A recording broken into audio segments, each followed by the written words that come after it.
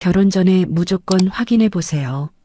재혼 부부의 90%가 이것으로 인해 다시 이혼합니다. 저는 서미경입니다. 올해로 64세죠. 30년 동안 분식집을 운영해 왔어요.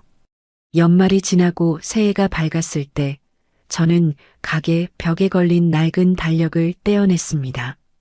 새 달력을 걸면서 혼자 중얼거렸어요.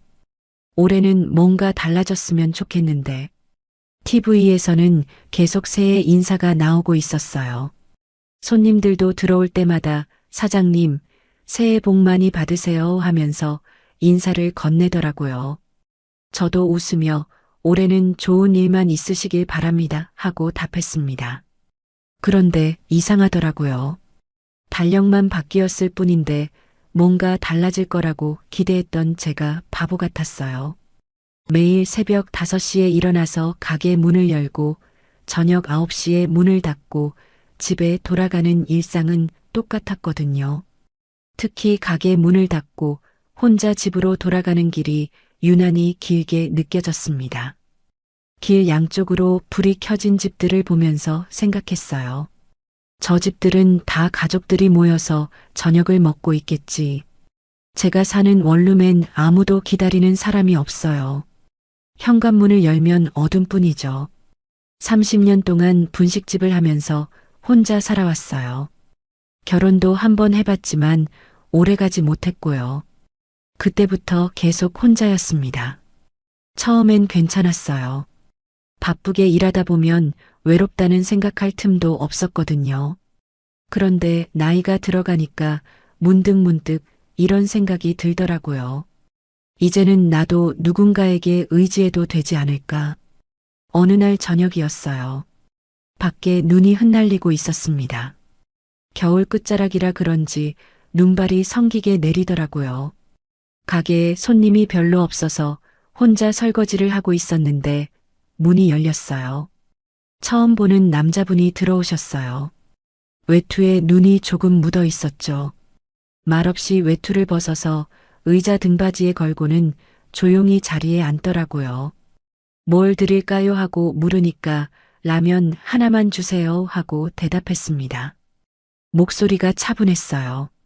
라면을 끓여서 가져다 드렸죠. 그분은 말없이 드시더라고요. 핸드폰을 보는 것도 아니고 그냥 조용히 라면만 드셨어요. 가게가 한산해질 무렵이었는데 제가 바닥에 떨어진 젓가락을 주우려다가 그만 휘청했어요. 무릎이 좀 안 좋거든요. 그때 그분이 벌떡 일어나서 제 팔을 붙잡아 주셨어요. 괜찮으세요 하면서요. 참 따뜻한 손이더라고요. 아, 괜찮습니다. 감사합니다 하고 말했어요. 그분은 어색한 미소를 지으며 다시 자리에 앉았습니다. 그게 박성우 씨와 나눈 첫 마디였어요. 다음 날도 같은 시간에 오셨어요. 또 같은 자리에 앉아서 라면을 주문하시더라고요. 그 다음 날도 마찬가지였습니다. 매일 저녁 8시쯤 되면 어김없이 나타나서 같은 자리, 같은 메뉴였어요. 일주일 정도 지났을까요? 제가 먼저 말을 걸었어요. 항상 같은 걸 드시네요 했더니 성우 씨가 웃으면서 습관이 되어버렸나 봅니다 하고 대답하셨어요. 그날 손님이 별로 없어서 커피를 한 잔 끓여드렸어요. 서비스입니다 하면서요. 성우 씨가 저도 한 잔 마셔도 될까요 하고 물으시더라고요. 같이 커피를 마시면서 자연스럽게 이야기가 오갔습니다. 혼자 사세요 하고 물었더니 고개를 끄덕이시더라고요. 저도 한 번 결혼했다가 지금은 혼자입니다. 전처와는 다 정리됐고요. 아이들도 다 컸어요 하고 말씀하셨어요. 그때 저는 더 묻지 않았어요. 왜냐하면 그 말이 거짓말일 거라는 생각이 전혀 들지 않았거든요. 이 나이에 저렇게 조심스럽고 단정한 사람이면 괜찮지 않을까 싶었어요. 성우 씨는 말수가 많지 않았어요. 그런데 불편하지도 않았죠. 오히려 편안했습니다. 과하게 친근하려고 하지도 않고 그렇다고 차갑지도 않았어요. 딱 적당한 거리를 유지하면서도 배려는 잊지 않으시더라고요. 비가 오는 날에는 제가 가게 문을 닫고 나올 때까지 기다려서 우산을 씌워주기도 했어요.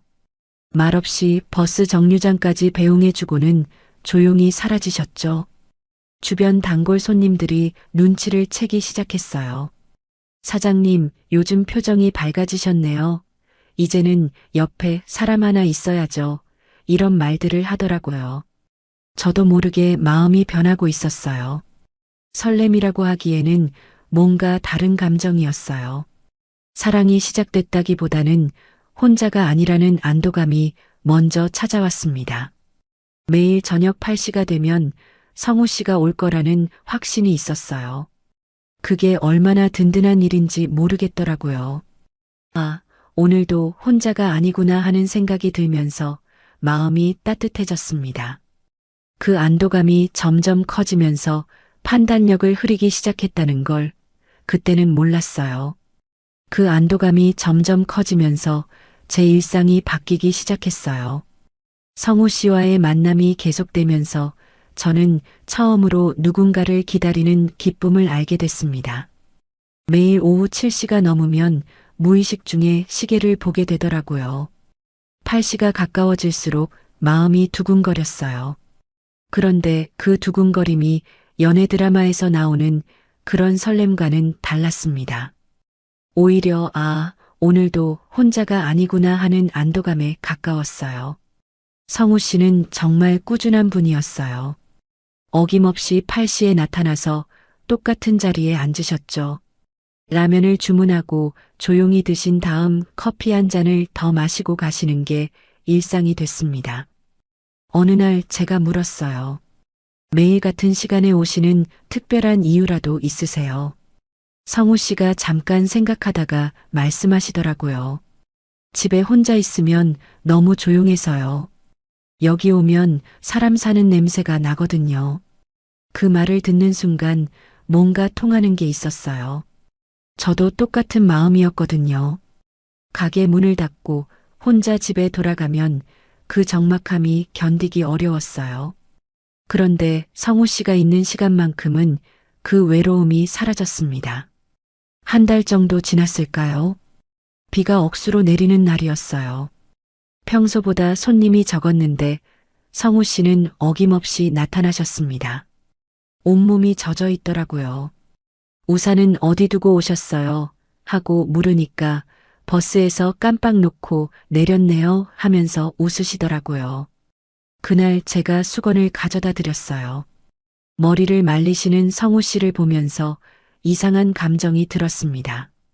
마치 제가 누군가를 돌보고 있다는 느낌이었어요. 30년 동안 혼자 살면서 누군가를 챙긴다는 게 뭔지 잊고 있었는데 그때 다시 기억났어요. 가게 문을 닫을 시간이 됐는데도 비가 그치지 않았어요. 성우 씨가 우산이 없어서 좀 기다려야겠네요 하시더라고요. 그때 제가 제 우산 쓰고 가세요 했더니 그러면 사장님은 어떻게 하세요 하고 물으셨어요. 저는 택시 타고 갈게요 했더니 성우 씨가 고개를 저으시더라고요. 같이 가죠. 제가 우산 들고 모셔다 드릴게요. 그렇게 처음으로 함께 집까지 걸어갔어요. 성우 씨가 우산을 기울여서 제가 젖지 않게 해주시더라고요. 정작 본인 어깨는 젖어가면서 말이에요. 그 모습을 보면서 마음이 따뜻해졌습니다. 집 앞에 도착했을 때 성우 씨가 말씀하셨어요. 내일도 같은 시간에 뵐 수 있겠죠. 저는 고개를 끄덕이며 네, 내일 뵙겠습니다 했어요. 그분이 사라질 때까지 현관문 앞에서 지켜봤습니다. 그 다음 날부터 분위기가 조금씩 달라졌어요. 성우 씨가 오시면 자연스럽게 제가 커피를 끓여드렸고 손님이 없을 때는 같이 앉아서 이런저런 이야기를 나눴습니다. 젊을 때는 뭘 하셨어요? 하고 물으니 공무원이었어요. 35년 하고 작년에 퇴직했습니다 하시더라고요. 그럼 연금 받으시겠네요. 네, 그럭저럭 살만해요. 성우 씨는 자신에 대한 이야기를 많이 하지 않으셨어요. 물어보면 대답은 하시지만 먼저 털어놓지는 않았죠. 그런데 이상하게 그게 불편하지 않았어요. 오히려 안정감을 줬습니다. 단골 손님들이 눈치를 채기 시작했어요. 영자 씨가 제일 먼저 알아챘죠. 사장님, 요즘 표정이 많이 밝아지셨어요. 뭔 좋은 일 있으세요? 저는 그냥 웃고 넘어갔는데 영자 씨가 계속 눈을 깜빡이더라고요. 며칠 후 영자 씨가 성우 씨와 제가 함께 이야기하는 모습을 봤나 봐요. 아, 사장님한테 남자친구 생겼구나 하면서 키득거리더라고요. 아니에요. 그냥 단골 손님이에요 했는데, 에이, 뭘 그러세요? 사장님도 이제는 옆에 사람 하나 있어야죠. 영자 씨뿐만 아니라 다른 단골들도 비슷한 말을 했어요. 사장님 나이에 혼자 있기 외롭잖아요. 저분 괜찮아 보이는데요. 점잖하시고. 처음엔 민망했는데 자꾸 듣다 보니까 그런가 싶더라고요. 성우 씨는 정말 다정했어요. 과하지도 않고 부족하지도 않았습니다. 제가 무거운 걸 들고 있으면 자연스럽게 도와주시고 제가 피곤해 보이면 오늘 힘드셨나 봐요 하면서 걱정해 주셨어요. 어느 날은 제가 감기에 걸려서 목소리가 쉬었는데 성우 씨가 약국에서 목캔디를 사다 주시더라고요. 많이 아프세요 하면서 걱정스러운 표정을 지으시는 게 참 고마웠어요. 그런 일들이 쌓이면서 저는 점점 성우 씨에게 마음을 열게 됐습니다. 하지만 그 감정이 사랑인지는 확실하지 않았어요. 드라마에서 나오는 그런 가슴 뛰는 사랑과는 거리가 멀었거든요. 오히려 편안함에 가까웠습니다. 성우 씨가 있으면 혼자가 아니라는 안도감이 들었어요. 30년 동안 모든 걸 혼자 해결해야 했는데 이제는 옆에서 지켜봐주는 사람이 있다는 게 얼마나 든든한지 몰라요. 밤에 집에 혼자 있을 때도 외롭지 않았어요. 내일 또 성우 씨를 만날 거라는 생각만으로도 충분했습니다. 그 확실함이 주는 안정감이 제겐 사랑보다 더 소중했어요. 어느 날 밤 침대에 누워서 생각해 봤어요. 내가 성우 씨를 사랑하는 걸까? 그런데 답이 명확하지 않더라고요. 사랑이 시작됐다기보다는 혼자가 아니라는 안도감이 먼저였어요. 그 감정이 점점 커지면서 제 판단력을 흐리기 시작했다는 걸 그때는 몰랐습니다. 외로움을 달래주는 사람이 있다는 것만으로도 충분해서 더 깊이 알아보려는 노력을 하지 않았어요. 그게 나중에 큰 문제가 될 줄은 꿈에도 몰랐죠. 그 안도감이 저를 결혼까지 이끌었어요. 성우 씨와 만난 지 6개월이 지났을 때 성우 씨가 조심스럽게 말씀하셨습니다. 미경 씨, 우리 결혼하면 어떨까요? 그 말을 들었을 때 제 마음이 어땠는지 아세요? 설렘보다는 드디어라는 안도감이 먼저 들었어요. 혼자 살던 외로움에서 벗어날 수 있다는 생각에 머리가 맑아지는 느낌이었습니다. 좋습니다. 저도 그러고 싶었어요. 제가 그렇게 대답했어요. 성우 씨의 얼굴에 안도의 표정이 스쳐 지나갔습니다. 그때 저는 성우 씨도 저와 비슷한 마음일 거라고 생각했어요. 사랑이라기보다는 동반자를 찾는 마음 말이죠. 결혼 준비는 간단했어요. 나이도 나이고 둘 다 재혼이라서 화려하게 할 생각도 없었습니다. 가족관계 증명서를 떼고 혼인신고를 하는 것으로 끝이었어요. 성우 씨의 자녀들은 아버지가 재혼한다는 걸 알고 있다고 하시더라고요. 아이들 반응은 어때요? 하고 물었더니 처음엔 좀 당황했지만 이해한다고 해요 하시더라고요. 저는 그 말을 믿었습니다. 의심할 이유가 없었거든요. 결혼 후 성우 씨는 제 집으로 이사를 왔어요.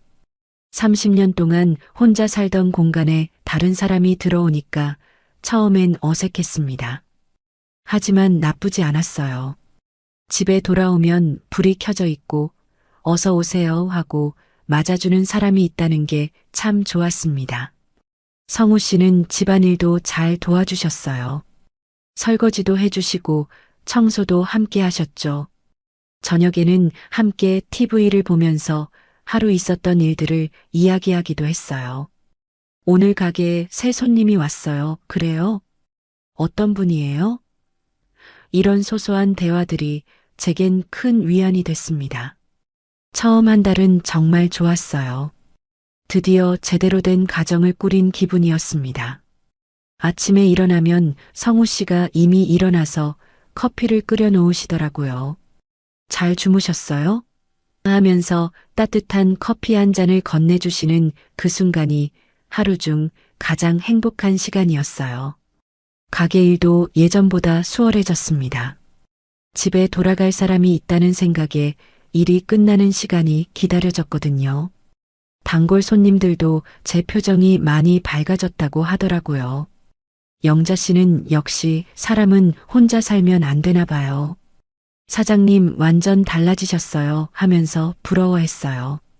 그런데 결혼한 지 2달째부터 조금씩 이상한 일들이 생기기 시작했어요. 성우 씨가 갑자기 외출을 하시는 일이 잦아졌습니다. 처음엔 아이 문제 때문에 잠깐 나가야겠어요 하시더라고요. 저는 당연히 이해했어요. 자녀들이 있으면 가끔씩 일이 있을 수 있잖아요. 네, 다녀오세요 하고 보냈습니다. 그런데 일주일에 한 번이던 외출이 일주일에 2번, 3번으로 늘어나더라고요. 항상 같은 이유였어요. 아이 문제 때문에. 그리고 나가시면 보통 서너 시간은 걸렸습니다. 어느 날 저녁 8시쯤 급하게 나가시더라고요. 큰아이가 갑자기 급한 일이 생겼대요. 하면서 재킷을 입으시는 성우 씨를 보면서 뭔가 이상하다는 생각이 들었어요. 8시에 무슨 급한 일이 있을까 싶어서요. 그날 밤 11시가 넘어서 들어오셨어요. 무슨 일이었어요? 하고 물으니까 아이가 이사를 하는데 도움이 필요했어요 하시더라고요. 밤 늦게 이사를 해요? 했더니 짐 정리하는 걸 도와준 거예요. 그럴듯한 설명이었지만 뭔가 찜찜했어요. 하지만 더 묻지 않았습니다. 괜히 의심하면 제가 속 좁은 사람이 되는 것 같았거든요. 그 이후로도 비슷한 일이 계속 반복됐어요. 아이 문제 때문에 나가서 몇 시간씩 있다가 들어오시는 거예요. 이유는 매번 달랐어요. 병원 간다. 아이 직장 문제로 상담해준다. 손자 돌봐준다 등등. 처음엔 자식을 생각하는 좋은 아버지라고 생각했어요. 그런데 횟수가 너무 잦았습니다. 일주일에 4번, 5번씩 나가시더라고요. 그러면 저는 결혼 전과 다름없이 혼자 집에 있게 되는 거예요. 어느 날 용기를 내서 물어봤어요. 요즘 아이들 일이 많나 봐요. 성우 씨가 잠깐 표정이 굳어지시더니 네, 좀 그렇네요. 미안해요 하시더라고요. 아니에요. 자식 챙기는 건 당연하죠. 저는 그렇게 말했지만 속으로는 점점 불편해지고 있었어요. 결혼 전엔 아이들 문제로 이렇게 바쁘다는 말씀을 안 하셨거든요. 다 정리됐다고 하셨는데 정리된 게 맞나 싶었습니다. 그런데 더 이상한 건 성우 씨가 나가실 때 핸드폰을 꺼두시는 경우가 많았다는 거예요. 급한 일이 있어서 연락하려고 해도 현재 전화를 받을 수 없습니다 하는 안내 멘트만 나왔어요. 한 번은 정말 급한 일이 있었어요. 가게에서 가스 냄새가 나서 연락을 드렸는데 계속 전화가 안 되더라고요. 결국 혼자 가스회사에 신고해서 해결했습니다. 그날 밤늦게 들어오신 성우 씨에게 연락이 안 됐어요 했더니 미안해요. 핸드폰 배터리가 나갔나 봐요. 그 말을 들으면서 뭔가 이상하다는 생각이 더 강해졌어요. 요즘 사람들이 핸드폰 배터리를 다 떨어뜨릴까요? 더군다나 자식들과 급한 일을 처리하러 나간 사람이요. 하지만 저는 계속 참았어요. 결혼한 지 얼마 안 됐는데 벌써 의심하고 따지는 건 아닌 것 같았거든요. 좀 더 이해해보자. 시간이 지나면 나아질 거야 하고 생각했어요. 그런데 시간이 지날수록 상황은 더 나빠졌어요. 성우 씨의 외출은 더 잦아졌고 집에 있을 때도 어딘지 마음이 딴 곳에 있는 것 같았습니다. 제가 말을 걸어도 네. 아, 그렇군요 하고 건성으로 대답하시더라고요. 저는 점점 결혼 전의 외로움이 다시 찾아오는 걸 느꼈어요. 성우 씨가 옆에 있어도 혼자인 것 같은 기분이었습니다. 이상했어요. 분명히 같은 집에 살고 있는데 왜 더 외로워지는 걸까요? 그래도 저는 묻지 않았어요. 아이 문제 때문에라는 말을 들을 때마다 그럴 수 있지 하고 넘겼습니다. 괜히 의심하면 제가 속 좁은 사람이 되는 것 같았거든요. 그리고 무엇보다 혼자가 되는 게 두려웠어요. 그 두려움 때문에 진실을 외면하고 있던 제게 현실이 찾아온 건 결혼한 지 4개월째 되던 어느 목요일이었어요. 그날 오후 3시쯤이었습니다. 가게가 한산해서 영자 씨와 차 한잔 마시며 이런저런 이야기를 나누고 있었어요. 영자 씨가 갑자기 심각한 표정을 지으면서 말을 꺼내더라고요. 사장님, 제가 이런 말 해도 되나 모르겠는데요. 영자 씨의 목소리가 평소와 달랐어요. 조심스럽고 망설이는 투였습니다. 저는 뭔가 이상한 예감이 들었어요. 무슨 일이에요?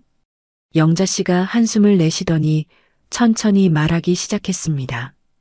어제 중앙시장에 갔었거든요. 생선 좀 사러. 그런데 거기서 성우 씨를 봤어요. 저는 별로 놀라지 않았어요. 성우 씨도 가끔 시장에 장을 보러 가시거든요. 아, 그래서요? 그런데 영자 씨 표정이 점점 어두워지더라고요. 혼자 온 게 아니었어요. 여자분하고 같이 있었어요. 그리고 영자 씨가 말을 멈추고 제 눈치를 살피더라고요. 그리고 뭐요? 제 목소리가 떨리기 시작했어요. 가슴이 두근거렸습니다. 좋은 얘기가 아니라는 걸 본능적으로 알았거든요. 아이도 있었어요. 초등학생 정도 되는 남자아이. 세 사람이 완전 가족처럼 보였어요. 손을 잡고 다니면서 뭘 사고 그러더라고요. 그 순간 머리가 하얘졌어요. 손에 들고 있던 찻잔이 덜컥거렸습니다. 정말요? 확실해요? 영자 씨가 고개를 끄덕였어요. 제가 성우 씨 얼굴을 모를 리 있겠어요? 분명히 성우 씨였어요. 그런데 그 모습이 어떻게 말해야 하나? 진짜 부부 같았어요. 자연스럽게 대화도 하고 아이 손도 잡고 어디서 봤어요? 저는 떨리는 목소리로 물었습니다. 수산물 코너에서요.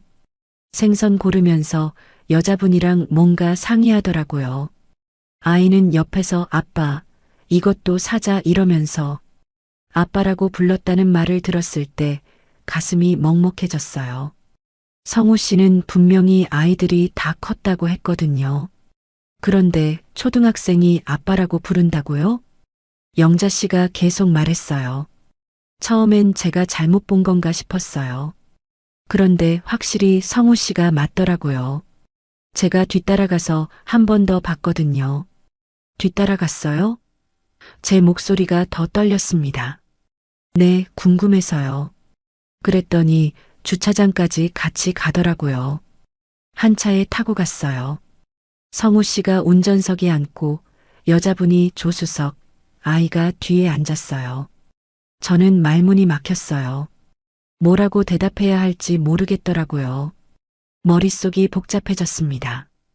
영자 씨가 조심스럽게 덧붙였어요. 사장님, 혹시 성우 씨가 전처랑 아직 연락하고 지낸다고 말씀하신 적 있어요? 아니요. 다 정리됐다고 했어요. 제 목소리가 작아졌어요. 그럼 저 여자분이 누구일까요? 그리고 그 아이는? 저는 대답할 수가 없었어요. 성우 씨는 분명히 전처와 다 끝났다고 했는데 아이들도 다 컸다고 했는데 이게 무슨 일인가 싶었습니다. 영자 씨가 미안한 표정으로 말했어요. 사장님, 제가 쓸데없는 소리 한 건 아니겠죠? 그런데 이걸 말해야 하나 말아야 하나 고민이 많았어요. 밤새 생각해 봤거든요. 아니에요. 말해줘서 고마워요. 저는 그렇게 말했지만 솔직히 듣고 싶지 않은 얘기였어요. 그날 저녁 성우 씨가 평소처럼 집에 들어왔어요.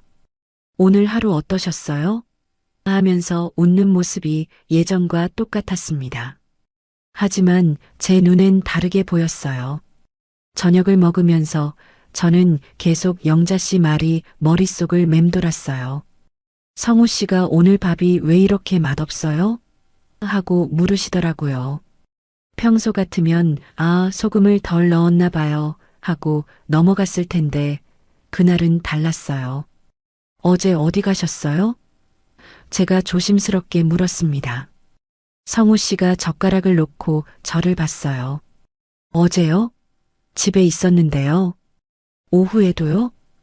제가 다시 물었어요. 오후에 잠깐 나갔었죠. 아이 문제 때문에.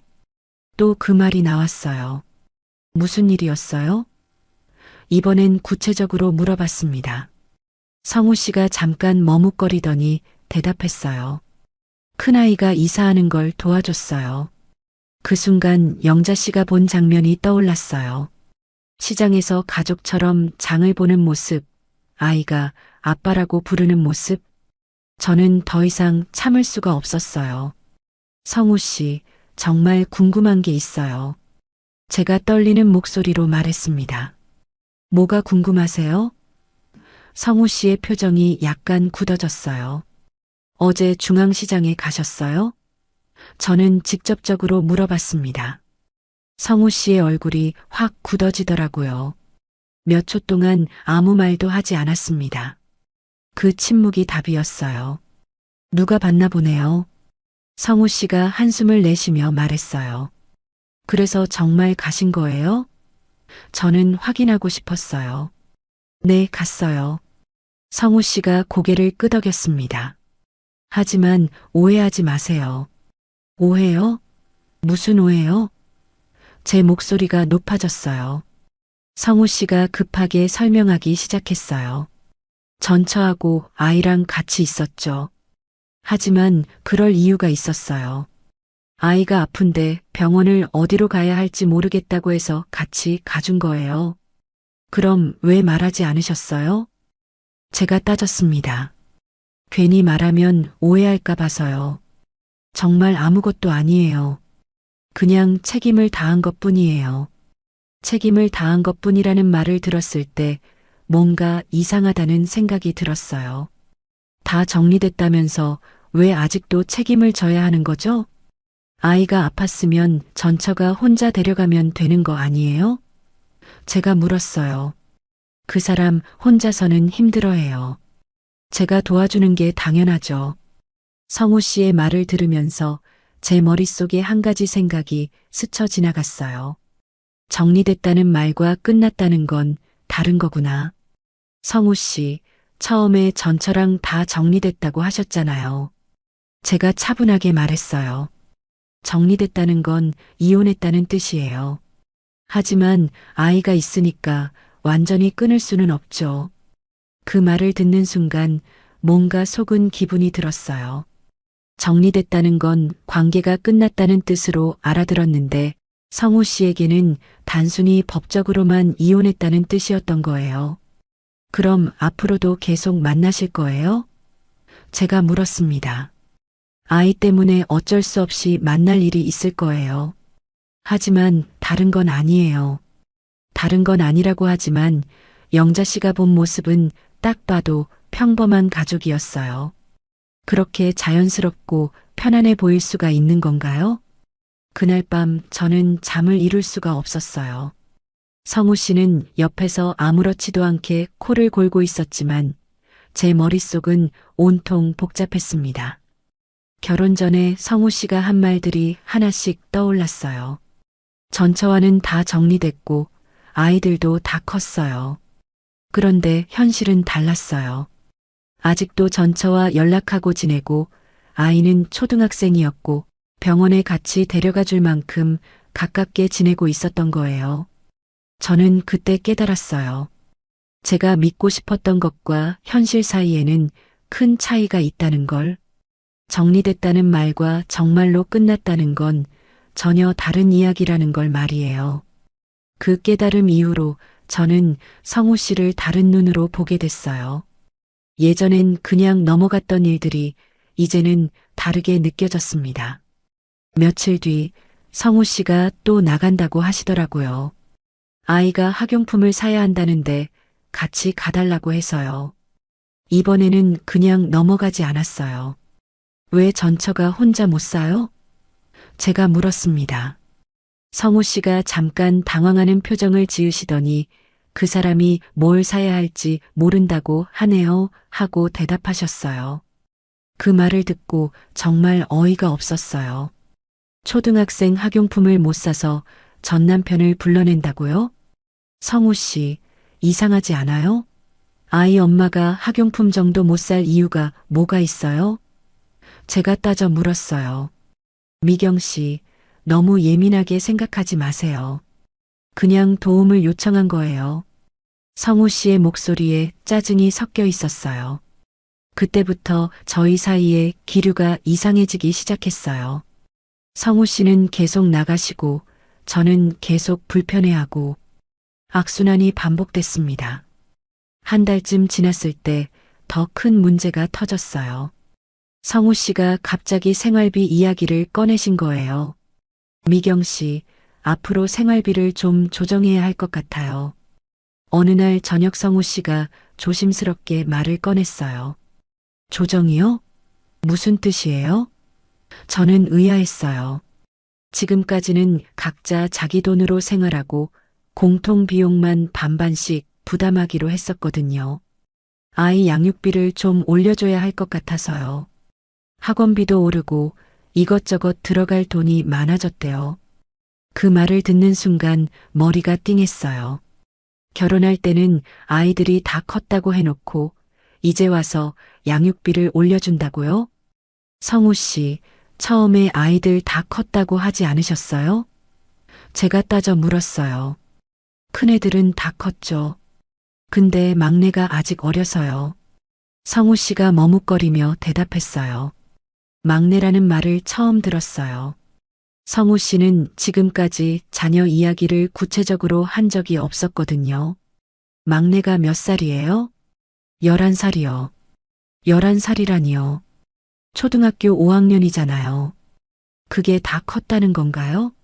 저는 정말 기가 막혔어요. 그럼 양육비를 얼마나 더 줘야 하는데요?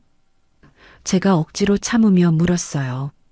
한 달에 50만 원 정도 더요. 50만 원이라는 말을 듣는 순간 화가 치밀어 올랐어요. 저희 생활비가 한 달에 100만 원 정도 되는데 그 절반을 전처에게 더 줘야 한다는 거였어요. 그럼 저희 생활비는 어떻게 해요? 제가 물었습니다. 미경 씨가 조금만 더 부담해 주시면 될 것 같은데요. 분식집 수입도 괜찮잖아요. 그 말을 듣는 순간 정말 어이가 없었어요. 자기 전처 자식 양육비를 제가 더 부담하라는 소리였거든요. 성우 씨, 그건 좀 아닌 것 같은데요. 제가 왜 전처 자식 양육비를 부담해야 해요? 제가 목소리를 높였어요. 미경 씨, 그렇게 말하면 안 되죠. 이제 우리는 가족이잖아요. 내 아이도 미경 씨 아이라고 생각해야죠. 가족이라는 말을 들으니까 더 기분이 나빴어요. 가족이면 처음부터 솔직하게 말했어야 하는 거 아닌가요? 아이가 11살이라는 것도 계속 양육비를 줘야 한다는 것도 미리 말했어야죠. 성우 씨가 먼저 속이셨잖아요. 아이들 다 컸다고 해놓고 제가 따져 물었어요. 속인 게 아니라 중요하지 않다고 생각했어요. 어차피 제 돈으로 해결할 일이라고 생각했거든요.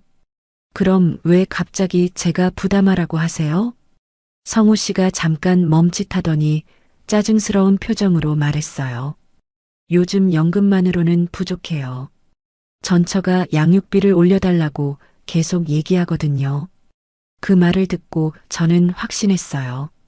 성우 씨가 저랑 결혼한 이유 중 하나가 경제적인 것도 있었구나 싶었습니다. 그날 밤 저희는 크게 싸웠어요. 저는 절대 전처 자식 양육비를 부담할 수 없다고 했고 성우 씨는 가족이라면 이해해야 한다고 했어요. 내 자식이 먼저인 건 당연하지. 미경 씨도 이해해줘야죠. 성우 씨가 마지막에 한 말이 제 가슴에 박혔어요.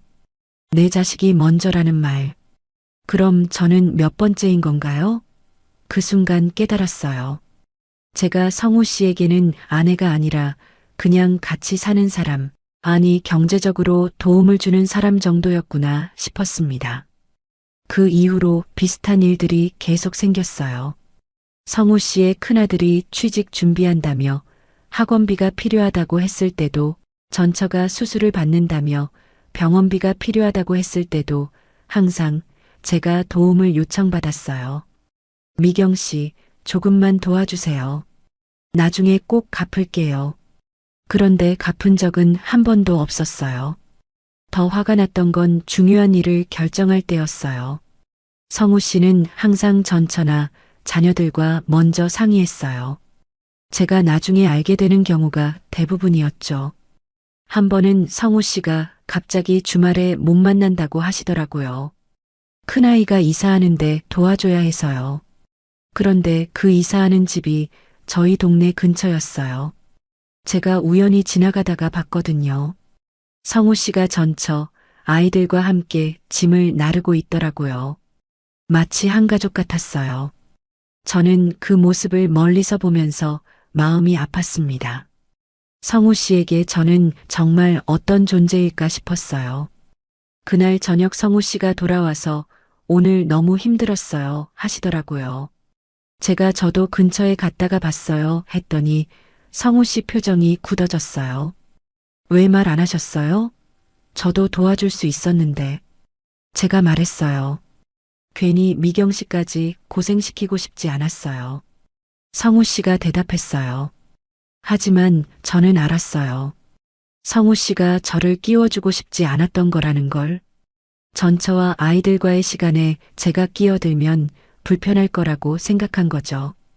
그때부터 저는 확실히 깨달았어요.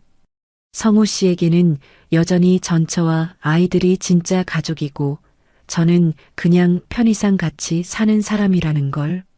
중요한 순간마다 저는 늘 두 번째, 아니 그보다도 뒤였어요. 어느 날은 성우 씨가 갑자기 다음 주에 전처 생일이라서 식사를 같이 해야 해요 하시더라고요. 저는 정말 기가 막혔어요. 왜 전처 생일을 챙겨줘야 해요? 제가 물었어요. 아이들이 원해서요. 가족 식사를 하자고 하네요. 가족 식사라는 말이 칼처럼 제 가슴을 찔렀어요. 그럼 저는 뭐예요? 저는 가족이 아닌 건가요? 그럼 저는 어떻게 해요? 제가 물었어요. 미경 씨는 안 가도 돼요. 아이들만 있는 자리라서요. 아이들만 있는 자리라고 했지만 전처도 함께 간다고 했잖아요. 결국 저만 제외되는 거였어요. 그날 밤 저는 정말 많은 생각을 했어요. 결혼한 지 6개월이 됐는데도 저는 성우 씨의 진짜 가족이 되지 못했구나 싶었어요. 아내라는 이름은 있지만 실제로는 그냥 같이 사는 사람, 경제적으로 도움을 주는 사람 정도였던 거죠. 성우 씨에게 가장 중요한 건 여전히 전처와 아이들이었어요. 제가 아무리 이해하고 양보해도 그 순서는 바뀌지 않았습니다. 저는 늘 두 번째, 아니 그보다 훨씬 뒤에 있었어요. 저는 늘 두 번째였다는 깨달음 이후로 집안 분위기가 점점 차가워졌어요. 성우 씨와 저는 같은 집에 살면서도 대화가 줄어들었습니다. 성우 씨는 여전히 아이 문제 때문에 나가시는 일이 잦았고 저는 그럴 때마다 혼자 집에 남겨지는 게 견디기 어려웠어요. 어느 날 저녁 마지막 폭발이 일어났습니다. 성우 씨가 또 나간다고 하시더라고요. 전처가 급히 병원에 가야 한다는데 아이를 봐달라고 해서요. 저는 그때 정말 참을 수가 없었어요. 성우 씨, 이상하지 않아요? 왜 전처가 아플 때마다 성우 씨를 부르는 거예요? 다른 가족이나 친구는 없나요? 미경 씨, 왜 그렇게 예민하게 구세요? 그냥 도와주는 거잖아요. 성우 씨의 목소리에도 짜증이 섞여 있었어요. 도와주는 정도가 아니잖아요. 성우 씨는 여전히 전처 가족의 가장 역할을 하고 계시는 거예요. 제가 목소리를 높였어요. 그게 뭐가 잘못됐어요? 내 아이들인데 챙기는 게 당연하죠. 성우 씨가 화를 내기 시작했어요. 그럼 저는 뭐예요? 저는 성우 씨에게 어떤 존재예요? 제가 소리쳤어요. 성우 씨가 잠깐 멈칫하더니 차갑게 말했어요. 미경 씨도 제 아내죠. 하지만 제 아이들을 이해해주지 못하면 어쩔 수 없어요. 그 말을 듣는 순간 모든 게 명확해졌어요. 성우 씨에게 저는 조건부 아내였던 거예요. 아이들을 이해해주고 경제적으로 도움을 주고 불편해하지 않을 때만 아내였던 거죠. 알겠어요. 그럼 저는 이제 이해해주지 않겠어요. 제가 단호하게 말했어요. 그럼 어쩔 건데요? 성우 씨가 도전적으로 물었어요. 헤어져요. 제가 말했어요. 그 말이 나오자 둘 다 잠깐 조용해졌어요. 성우 씨가 놀란 표정으로 저를 봤습니다. 뭐라고요? 헤어져요. 별거부터 시작해서 이혼하죠. 제가 다시 한번 명확하게 말했어요. 성우 씨가 한참 저를 바라보더니 한숨을 내쉬었어요. 그렇게 하고 싶으시면 그러세요. 그렇게 말하는 성우 씨를 보면서 더 확신했어요. 성우 씨는 저를 붙잡으려고 하지도 않더라고요. 진짜 사랑했다면 헤어지자는 말에 당황하거나 만류했을 텐데 그냥 쉽게 받아들이는 거였어요. 그날 밤 성우 씨는 짐을 싸서 나갔어요. 며칠 생각할 시간을 가져보자 하면서요. 하지만 저는 알았어요. 성우 씨가 전천에 집으로 갔을 거라는 걸. 그리고 다시 예전처럼 그 가족의 일원이 됐을 거라는 걸 말이에요. 혼자 남은 집은 이상하게 조용했어요. 6개월 동안 성우 씨와 함께 살았지만 혼자 있을 때가 더 많았으니까 크게 다를 건 없었어야 했어요. 그런데 왜인지 더 쓸쓸했습니다. 첫 번째 밤에는 울었어요. 결혼이 이렇게 끝나는 게 억울하고 분했어요. 제가 뭘 잘못했나 싶었고 성우 씨가 미웠어요. 그리고 무엇보다 다시 혼자가 된 제 자신이 비참했습니다. 두 번째 밤에는 분노가 올라왔어요. 성우 씨가 처음부터 거짓말을 한 것에 대해, 저를 이용한 것에 대해 화가 났어요. 어떻게 사람이 저럴 수 있지? 하는 생각이 계속 들었습니다. 세 번째 밤부터는 조금씩 다른 감정이 들기 시작했어요. 뭔가 답답했던 것들이 풀리는 느낌이었어요. 성우 씨가 나간 후로 집안이 조용해지니까 오히려 마음이 편해지더라고요. 일주일이 지났을 때 성우 씨에게서 연락이 왔어요. 미경 씨, 한번 만나서 얘기해봐요. 저는 만났어요. 혹시나 싶었거든요. 혹시 성우 씨가 잘못을 인정하고 바뀌겠다고 할까 봐서요. 카페에서 만난 성우 씨는 여전했어요. 미경 씨, 우리 다시 해봐요. 제가 조금 더 신경 쓸게요. 어떻게 신경 써주실 건데요? 제가 물었어요. 아이들 일로 나갈 때 미리 말씀드릴게요. 그리고 가능하면 시간을 줄이고요. 그 말을 듣고 실망했어요. 성우 씨는 여전히 문제가 뭔지 모르고 있었어요. 전처와 아이들 우선순위는 그대로 두고 저한테 양해만 구하겠다는 소리였거든요. 성우 씨, 그게 문제가 아니에요. 제가 말했어요. 그럼 뭐가 문제예요? 성우 씨는 아직도 전처 가족과 살고 계세요. 저랑 결혼했지만 마음은 여전히 그쪽에 있어요. 제가 솔직하게 말했어요. 그런 게 아니에요. 단지 책임감 때문에. 책임감이면 양육비만 주시면 되는 거 아니에요? 왜 병원도 같이 가고 이사도 도와주고 생일도 챙겨줘야 해요? 성우 씨가 대답하지 못했어요. 저는 그때 확실히 알았어요. 성우 씨는 전처와 헤어진 게 아니라 그냥 잠시 떨어져 있는 것뿐이라는 걸. 그리고 저는 그 빈자리를 채우는 역할이었던 거라는 걸 말이에요. 성우 씨, 우리 이혼해요. 제가 최종적으로 말했어요. 정말 그렇게 하고 싶어요? 성우 씨가 물었어요. 네, 이제 확실해요. 성우 씨가 한숨을 쉬더니 고개를 끄덕였어요. 알겠어요. 그럼 절차를 밟죠. 집에 돌아오는 길에 이상한 기분이 들었어요. 슬프거나 후회되기보다는 시원한 느낌이었어요. 마치 무거운 짐을 내려놓은 것 같았습니다. 그날 밤 침대에 누워서 생각해 봤어요. 내가 왜 이 결혼을 끝까지 붙잡으려고 했을까? 답은 금방 나왔어요. 사랑 때문이 아니었어요. 혼자가 되는 게 두려워서였어요. 나는 이 결혼을 사랑해서 붙잡은 게 아니라 혼자가 될까봐 놓지 못하고 있었구나.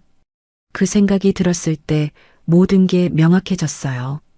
성우 씨와 함께 있을 때 느꼈던 감정도 사랑이 아니었어요. 안도감이었어요.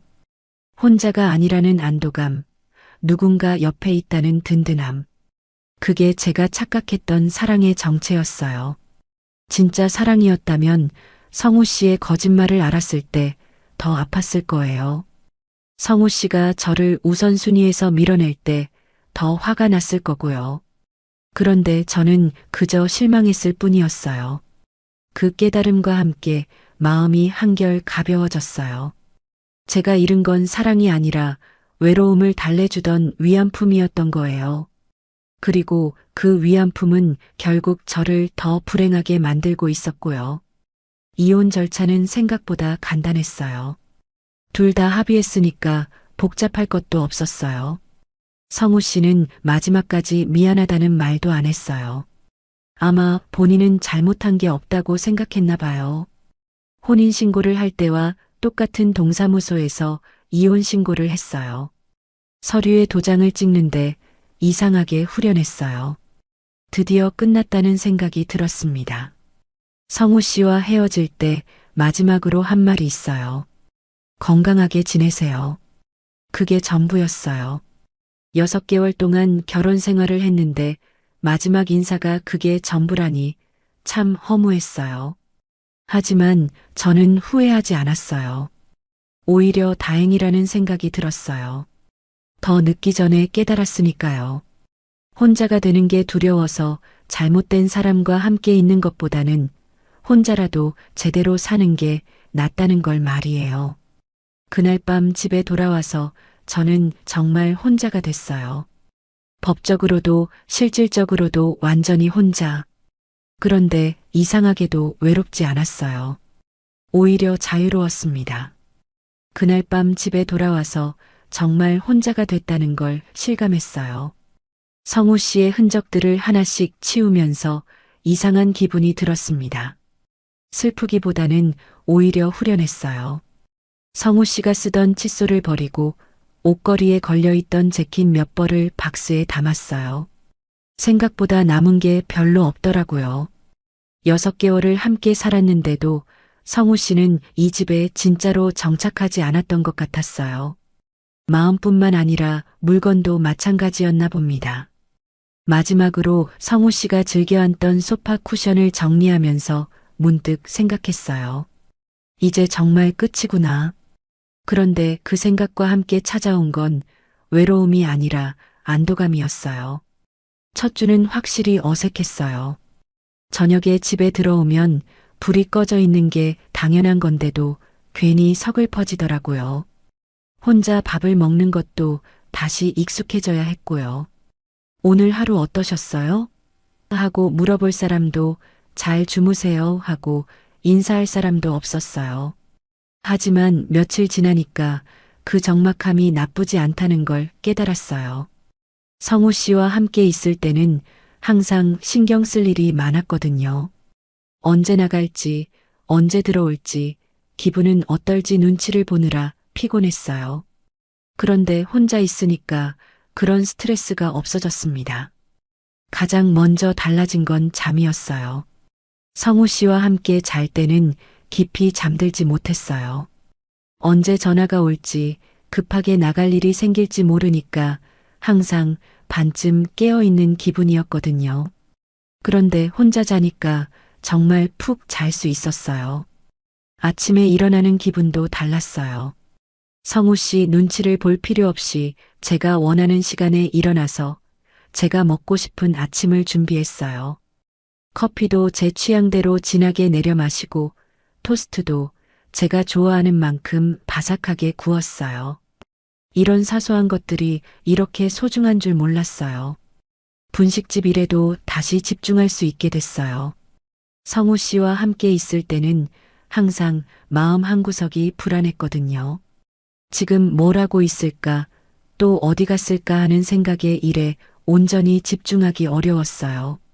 그런데 혼자가 되니까 일이 즐거워지더라고요. 새로운 메뉴를 개발해 볼 생각도 나고 가게 인테리어도 조금씩 바꿔보고 싶다는 마음이 생겼어요. 30년 동안 해온 일인데도 새로운 재미를 찾게 된 거죠.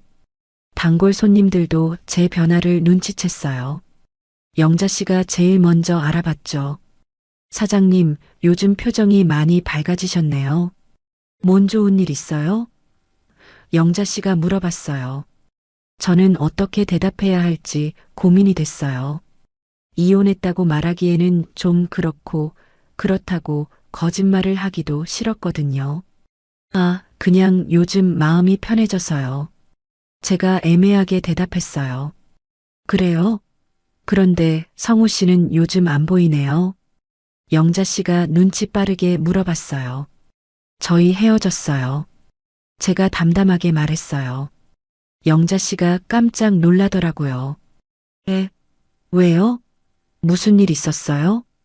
그냥 안 맞더라고요. 결혼 생활이 생각보다 쉽지 않네요. 저는 자세한 얘기는 하고 싶지 않았어요.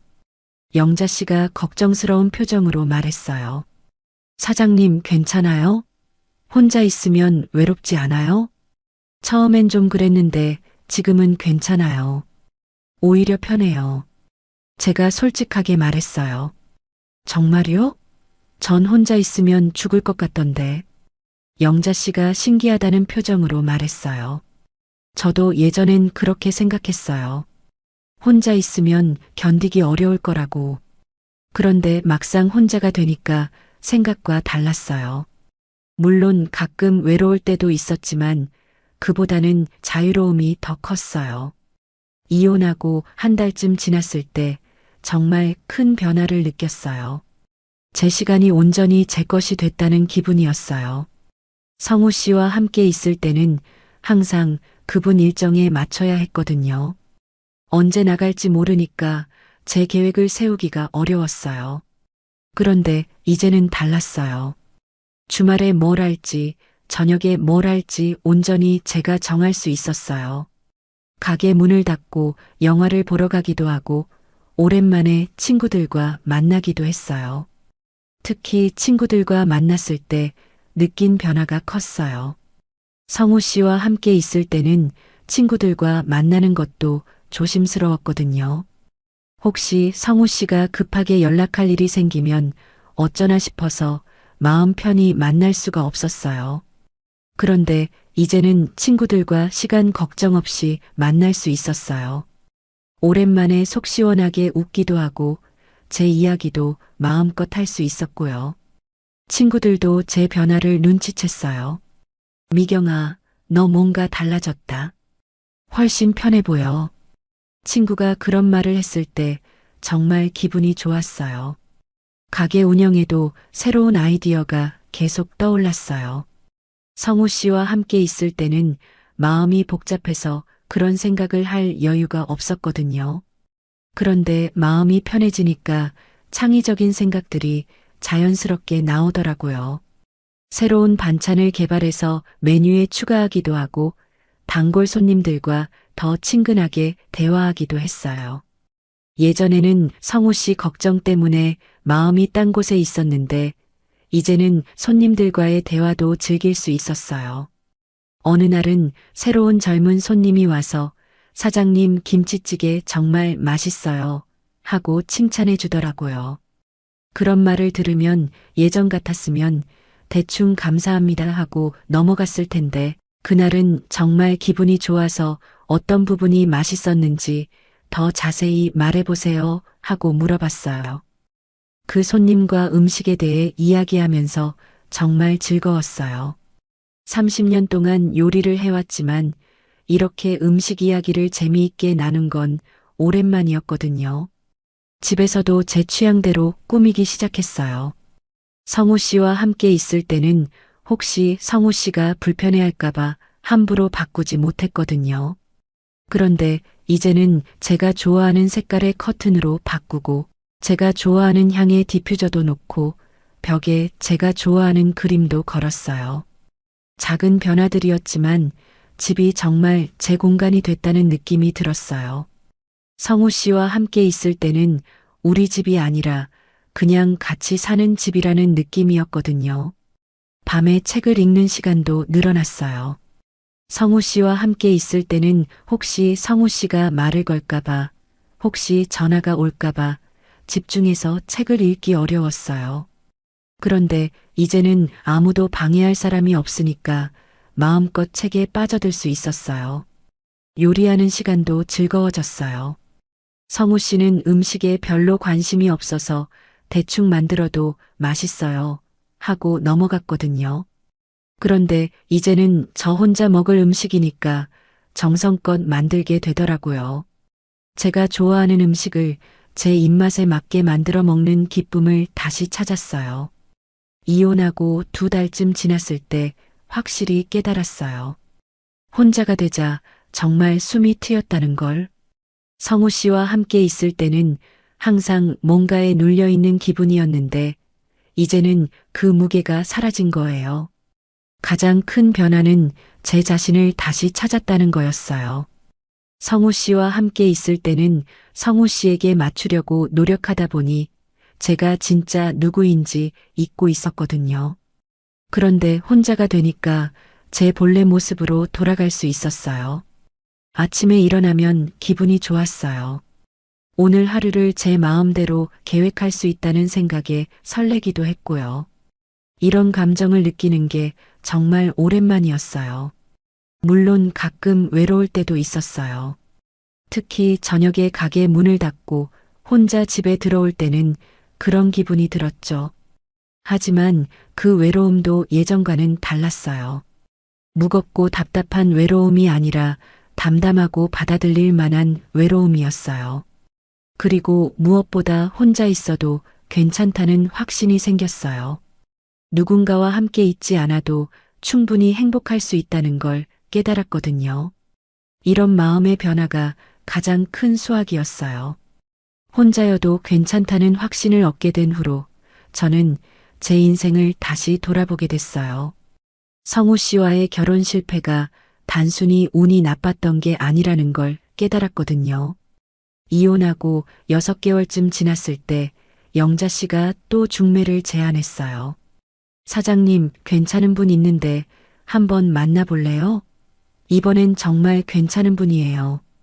예전 같으면 혹시나 싶어서 만났을 거예요. 혼자 있는 게 견디기 어려우니까요. 그런데 이번엔 달랐어요. 영자 씨, 고마운데 아직은 괜찮아요. 제가 정중하게 거절했어요.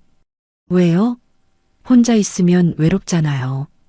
영자 씨가 이해할 수 없다는 표정으로 물었어요. 외롭긴 한데 잘못된 사람과 함께 있는 것보다는 혼자가 나아요. 제가 솔직하게 말했어요. 영자 씨가 신기하다는 듯이 저를 봤어요. 사장님 정말 많이 변하셨네요. 예전엔 혼자 있는 걸 그렇게 싫어하셨는데. 맞는 말이었어요. 예전에 저는 혼자 있는 걸 견디지 못했거든요. 그래서 성우 씨와의 관계에서도 많은 문제를 보면서도 참고 넘어갔던 거고요. 그날 밤 집에서 곰곰이 생각해 봤어요. 제가 성우 씨와 결혼할 때 정말 확인했어야 할 것들이 뭐였을까 하고요. 첫 번째는 성우 씨의 말이 진실인지 확인하는 거였어요. 전처와 다 정리됐다. 아이들도 다 컸다는 말을 그냥 믿었거든요. 확인해 보려고 하지도 않았어요. 혼자가 되기 싫어서 믿고 싶었던 거죠. 두 번째는 성우 씨의 우선순위를 파악하는 거였어요. 성우 씨에게 가장 중요한 게 뭔지, 제가 그 우선순위에서 몇 번째인지 미리 알았어야 했어요. 그런데 저는 그런 건 확인하지도 않고 결혼했어요. 세 번째는 성우 씨가 정말로 새로운 관계를 시작할 준비가 됐는지 보는 거였어요. 과거와 완전히 정리하고 새 출발할 마음이 있는지 말이에요. 성우 씨는 그런 준비가 전혀 안 돼 있었는데도 저는 몰랐어요. 생각해보니 이 모든 게 제가 확인하지 않았기 때문이었어요. 아니, 확인하려고 하지 않았다는 게 더 정확한 표현이겠네요. 확인하면 불편한 진실을 알게 될까봐 일부러 눈을 감았던 거죠. 며칠 뒤 영자 씨가 또 가게에 왔어요. 다른 단골 손님과 함께 와서 재혼 얘기를 하더라고요. 요즘 재혼하는 사람들이 많은데 또 이혼하는 경우가 더 많대요. 영자 씨가 말했어요. 맞아요. 우리 동네 아는 분도 재혼했다가 1년 만에 또 이혼했어요. 다른 손님이 맞장구 쳤어요. 그 대화를 들으면서 문득 생각이 들었어요. 재혼 부부들이 왜 이렇게 많이 이혼할까요? 저처럼 제대로 확인하지 않고 결혼하기 때문이 아닐까 싶었어요. 그 생각을 하면서 제가 겪었던 일들을 다시 정리해 봤어요. 성우 씨와 제가 실패한 이유는 명확했어요. 성우 씨는 과거 정리가 안 됐는데 저는 그걸 확인하지 않았던 거예요. 다음 날 분식집에서 젊은 커플 손님이 왔어요. 서로를 바라보는 눈빛이 정말 애틋하더라고요. 그 모습을 보면서 제가 성우 씨와 그런 눈빛을 나눈 적이 있었나 생각해 봤어요. 없었어요. 저희는 처음부터 사랑보다는 편의를 위한 결합이었던 것 같아요. 서로의 외로움을 달래주는 역할 정도였죠. 그런 관계로는 진짜 가정을 이룰 수 없었던 거예요. 그 커플을 보면서 문득 이런 생각이 들었어요. 저분들이 나중에 결혼하면 행복할까? 사랑하는 건 확실해 보이는데 사랑만으로는 결혼이 유지되지 않잖아요. 특히 재혼이라면 더더욱이요. 며칠 뒤 정말 우연한 일이 생겼어요. 길에서 성우 씨를 마주친 거예요. 이혼하고 8개월 만에 보는 거였어요. 성우 씨는 여전했어요. 혼자 걸어가고 있었는데 핸드폰으로 누군가와 통화를 하고 있더라고요. 목소리가 들렸어요. 응, 알았어. 아이 학교 일은 내가 처리할게. 걱정하지 마. 아마 전처와 통화하고 있는 것 같았어요. 저와 헤어진 후에도 여전히 같은 생활을 하고 있구나 싶었어요. 그 모습을 보면서 참 다행이라는 생각이 들었어요. 더 늦기 전에 헤어져서 정말 다행이었어요. 성우 씨는 저를 보지 못했어요. 저도 먼저 말을 걸지 않았어요. 굳이 서로 불편할 이유가 없잖아요. 그냥 지나쳤는데 마음이 편했어요. 예전 같았으면 가슴이 아팠을 텐데 이제는 그냥 지나간 일이 된 것 같았어요. 그날 밤 집에서 생각해 봤어요. 만약 제가 다시 누군가와 만나게 된다면 이번에는 어떻게 해야 할까요? 가장 중요한 건 상대방의 과거가 정말로 정리됐는지 확인하는 거예요. 말로만 정리됐다고 하는 게 아니라 실제로 정리됐는지 직접 확인해야 해요. 예를 들어 전 배우자와 연락하는지, 얼마나 자주 만나는지, 어떤 이유로 만나는지, 자녀가 있다면 어떤 방식으로 양육에 참여하는지 같은 구체적인 것들 말이에요. 그리고 제가 그 사람의 우선순위에서 몇 번째인지도 분명하게 파악해야 해요. 결혼하면 배우자가 최우선이 돼야 하는데 만약 그렇게 될 준비가 안 됐다면 결혼하면 안 되는 거죠. 또 하나 중요한 건 경제적인 부분이에요. 전 가족에 대한 경제적 책임이 어느 정도인지, 그게 새로운 결혼 생활에 어떤 영향을 미칠지 미리 알아야 해요. 저처럼 나중에 알게 되면 너무 늦어요. 무엇보다 중요한 건 상대방이 정말로 새로운 관계를 위해 과거를 정리할 의지가 있는지 보는 거예요. 입으로만 정리됐다고 하는 게 아니라 실제로 정리하려는 노력을 하는지 말이에요. 이런 것들을 확인하지 않고 결혼하면 저처럼 될 수밖에 없어요. 재혼 부부의 90%가 다시 이혼한다는 통계가 괜히 나온 게 아니에요. 다들 이런 것들을 제대로 확인하지 않고 결혼하기 때문이에요. 저는 이제 확신해요. 재혼 전에 꼭 확인해야 할 건 그 사람이 나를 얼마나 사랑하는지가 아니라 그 사람의 인생이 정말 정리돼 있는지예요. 사랑은 시간이 지나면서 생기기도 하고 변하기도 하지만 정리되지 않은 과거는 계속 문제를 일으키거든요. 특히 재혼하는 사람들은 대부분 나이가 있잖아요. 젊을 때처럼 무작정 사랑만 믿고 결혼할 수는 없어요. 더 현실적이고 냉정하게 판단해야 해요. 물론 이런 말을 하면 로맨틱하지 않다고 할 사람들도 있을 거예요. 하지만 저는 이제 알아요.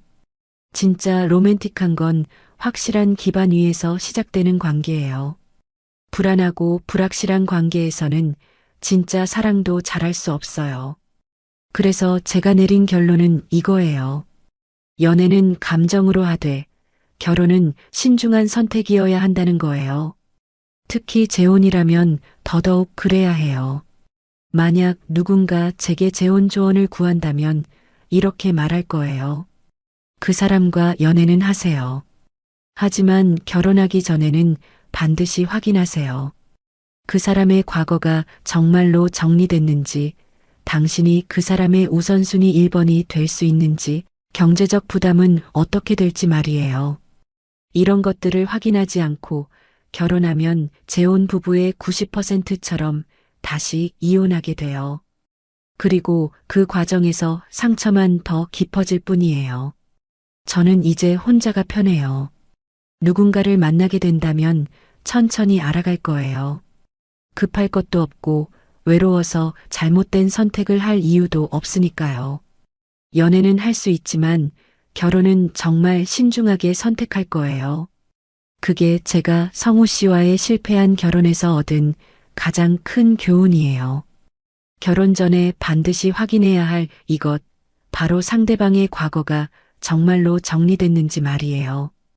말이에요. 말이에요. 말이에요.